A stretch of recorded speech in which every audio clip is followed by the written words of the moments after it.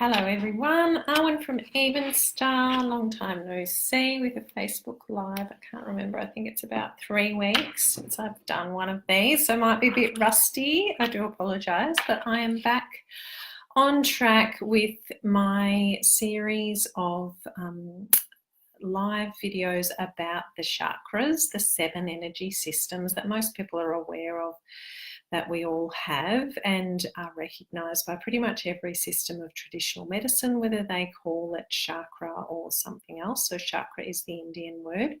And today I am talking about our 6th chakra, so only this one and one more to go. And I will be talking about how you can tell whether you might have an imbalance in this area and also what you can do about it if you do. So this is our chakra that is located right in the middle of our forehead. So you think about that classic thinking pose that we all do. We're trying to activate that energy, and this energy center is all about really deep thinking. So looking at intuition, the word intellect comes into it as well, and having really deep levels of insight. And with that, we're talking about that real inward looking thought. So looking at ourselves and thinking about things from our own perspective and what we really think and feel about everything that's going on in our worlds. So we often do think about this, and it's commonly seen as being related to intuition, and that certainly does come into it as well. And certainly if you're somebody who either, deeply relies on your intuition to the point where some people might think that you ignore, the physical facts of what's going on around you, or you're somebody who totally disregards intuition and doesn't really believe in it, then those are 2 of the ends of the spectrum of one of the aspects of this energy center. So I am concerned that these days we all have so much distraction, and I'm not immune to that either. We all walk around with these little devices in our hands all the time, and things are going off and being at us, and people can contact us no matter when or where we are. And that leads to great distraction in everything, which means that in fact, we are probably not using this beautiful energy center as much as we could or should.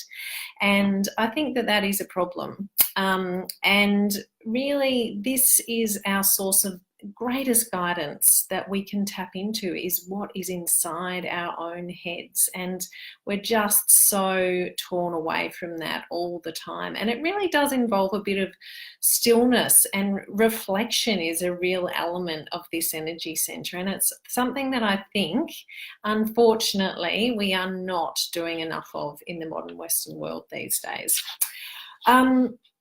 So we really want to be able to activate this energy center so that we can have greater levels of trust in that knowledge that we have in ourselves. I'm not going to go into any more about what the chakras are. If you are not sure, please check out my website, but I did mention a little bit about that before. So I think that basically it's 6th chakra, so as I said, otherwise known as the 3rd eye, many people are aware of that phrase, is something that's really under-respected and underutilised amongst many people these days. So reflection is a really good way of indicating whether you are balanced in this area. Do you spend, a reasonable amount of time reflecting, being still in deep thought? Do you maybe take that to the excess? Do you just get so bogged down in your inner world that you find it hard to drag yourself back out and into the world that we live in the physical plane? Many people who have an overactive 3rd eye might be seen as very focused, might be the typical brainy type that are recognised by other people because they're always in thought. Thought is their main way of operating. On the other hand, if you have somebody who often has a blank mind, they're asked to think of something and they just can't come up with anything, rather than the overactive types who probably come up with 20 things when they're asked to come up with 3 that they need to think about. So that sort of blank mind aspect is more of an indication of underactivity. Third eye sight. So we're talking about this energy center as being one that is associated with and has a great influence on and is influenced by our actual physical sight. So it's related to our eyesight, and any problems with eyes can be indicative of an underlying imbalance here.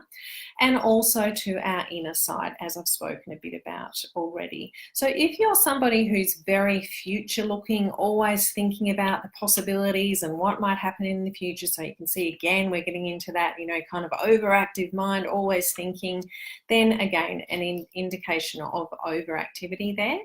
On the other hand, if you find it hard to think about the future, you perhaps even lack some insight into what is going on in the current moment. You find it hard to sort of think through maybe all the different perspectives of different people, then this can again indicate an underactivity. If you are a very visual person, you love to have things presented to you and explained to you in visual format, then you may have an overactive third eye chakra. It may just be balanced, but if this is something that's, I guess, you have to have things presented visually rather than explained to you verbally, or you find it hard to listen to a podcast to get information, you need to have a presentation on PowerPoint, then that could indicate an overactivity there. People who are overactive tend to be great dreamers. So they will spend a lot of time during the day and, of course, at night dreaming. And they're the kinds of people that remember their dreams. They'll be able to remember them, recall them, maybe have that deep thinking about, well, what does this really mean for me in my life? Now, people who are underactive tend to be people who say they don't dream or they just never remember their dreams. So again, we're always looking for the balance, for being in the middle, that, that state of, well, generally you can recall at least a little bit about many of your dreams. Some nights you might not remember them, but a lot of nights you'll know at least that you did dream. If you are somebody who finds it hard to focus in general, so again, that aspect of you can get too deep into focus if you're overactive, but if you find it hard to focus, you're maybe a bit scatterbrained, you are someone that might be seen maybe even as a bit hyperactive, then that could be an indicator that this particular energy center is underactive for you. And also if you tend to dwell in the past, so thinking about stuff that's already happened rather than the possibility or the different avenues that you could go down. Again, that's an underactivity thing. So this is one of my favorite energy centers to help people with and help myself with through food, because it has some of my favorite things in it that are helpful. So that includes spices, so herbs and spices are really important here, chocolate, red wine, coffee, alcohol in general certainly influences this chakra, but if you're wanting to help bring about balance, then red wine is our alcohol of choice here. So addiction comes into play here. If you are somebody who easily becomes addicted to things, especially foods or drinks, then that can be an indication of overactivity here as well. So I did list on my notes some of the physical symptoms of imbalance in this area. So attention deficit disorders, insomnia, sleeping lightly or not enough, or on the other hand, somebody who sleeps a lot, who, you feel like you can never get enough sleep. Mood swings, or if you're somebody who gets stuck in a mood and finds it very hard to pull yourself out of that mood or change your mood appropriately. If your memory is extremely good or extremely bad, so as always, we're on that spectrum again, then this can indicate imbalance. If you have a really super sharp mind, or again, a not so sharp, a bit of a slow mind, people think you're a bit of a slow thinker. Eyesight problems, as I mentioned before, and certainly any problems with the eye. So if you're constantly getting eye infections, then that can indicate imbalance in this area. Headache and migraine certainly come into play as well here. So if that's something that's a regular problem for you, you might want to consider working on some balance in this area. And it does also come into cognitive decline and dementia as well. And unfortunately, the rates of this are growing, And I think that we really need to be aware of this in terms of trying to work energetically on this area with people who are growing older in our society. So how can you bring about balance in your third eye? As always, I will talk through my Even Star 5-star wellbeing approach. The first aspect of which is food, which I've mentioned a few things just before. So if you're wanting to bring about balance, so our intuition comes into this. Eat intuitively, listen to your body. Also making sure that you eat with some insight, with some thinking about what's going on as you're eating. Eating mindfully, being in the moment. Don't try and multitask while you're eating. Devote your ability to digest purely to the food, not be trying to digest information as well, you know, watching TV or reading something or listening to something at the same time. To say I'm very guilty of this myself, but it is something to be aware of. Keeping a food log so you can identify if perhaps you do have any addictions, if you suspect that you might, can be helpful. If you need a template for that, then let me know. Give me a shout out. I can definitely give you one. If you do feel that you have an imbalance, you really want to look at how much you're consuming things that stimulate you mentally, so that caffeine, and chocolate kind of aspect, and also things that alter your mood. So again, like caffeine, like chocolate, like alcohol, we need to make sure that we're having these things in moderation if we might be imbalanced. Consuming 3 to 5 servings of blue purple food. So I think I actually forgot to mention the colour for this chakra is called indigo. So it's a really deep blue purple colour, gorgeous colour. And if we consume foods that are on that same spectrum, so everything is connected, it's all about that vibration and that level of the spectrum. They're blue-purple foods, so blueberries, blackberries, figs, plums, dark grapes, purple grapes, and on the vegetable side, purple cabbage, purple sweet potato, purple potato, purple kale, anything that is of those deep purpley colours is going to be great for balancing this area. Using herbs and spices all the time in your meals, and making sure that you get enough omega-3 fats. So these are the fats that are really essential for our brain health, and our brain is 70% fat, so really important. Oh, sorry, I think it's about 60% fat.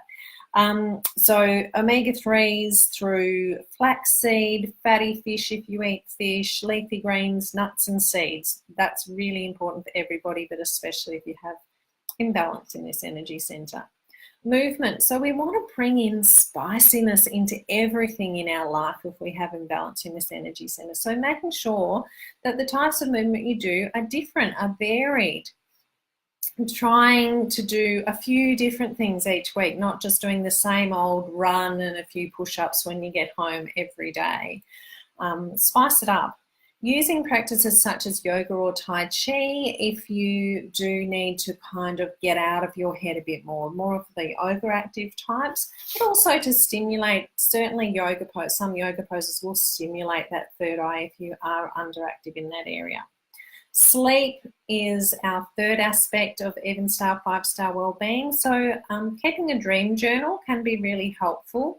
So you need to have the practice of you write in it first thing in the morning before you do anything else, just so you can really dredge up those remnants of the dreams before they completely flip out of your head again. That can be great for identifying patterns, and working out if you are getting messages from the universe during your sleep.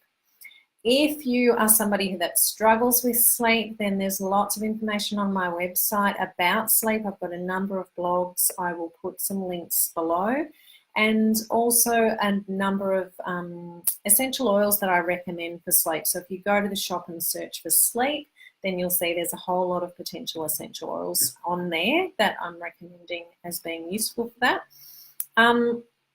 If you are somebody that needs to relax more during sleep, before you're going to sleep, then yoga nidra, so that's a relaxation yoga, and certainly a relaxing meditation as well. And I'll speak a bit more about meditation in a second, but they are some movement aspects to help improve your sleep.